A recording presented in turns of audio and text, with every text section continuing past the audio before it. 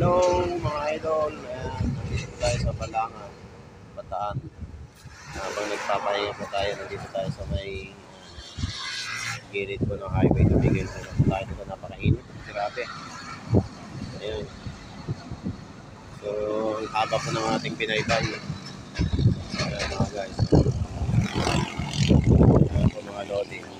Oh, dito tayo. Ayan. Napakalakas ang hangin dito. Mainit pero malakas po yung hangin. So, at least kahit paano naibsan po yung yung init sa araw mga lodi. Ayan, mahangin po dito sa Bataan. Ayan mga guys. Ayan po.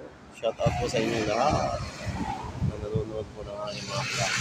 Ating mga kasamahan po na kapwa-followers, mga viewers, mga likers po. Ayan. So, magandang oras po sa inyo lahat.